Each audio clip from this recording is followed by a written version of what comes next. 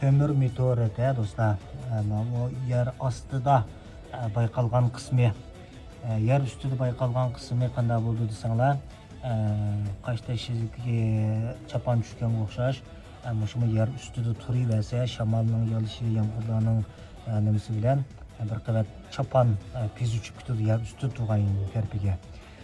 Bu temirning datlish qonuniga o'xshaydi bir tal temirni pek uzoq mezgil qumliqqa yoki nima tashlab qo'ysanglar bir xil datlashidi, ash xil holat shakllanadi.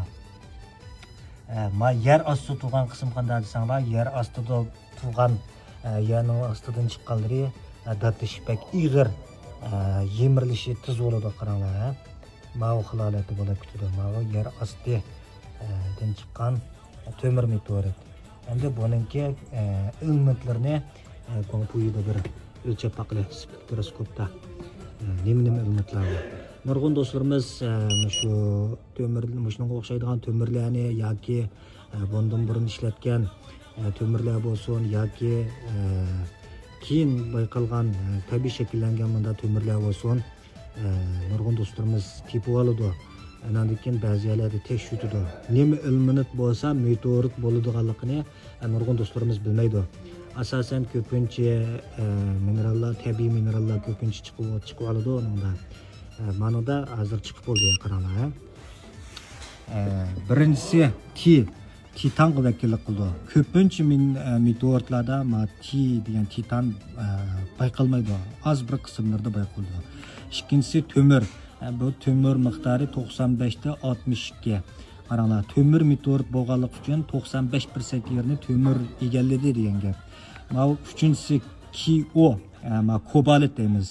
Her qanda meteoritlar bo'lsin, mush kobalt bilan va aslida ne degan 249 mush ne bilan ma kobalt ma ikkisi cho'qimli bo'ladi. Mush kobalt bilan nikel cho'qimlar meteorit degan narsada cho'qimli bo'ladi. Anadaki aqsidagi ma Zr degan bu mineralniy modda. Aslidagi nobili bilan momli bu yer shari minerallardimi, yer sharidagi minerallardimi uchraydigan mineral, tabiiy mineral.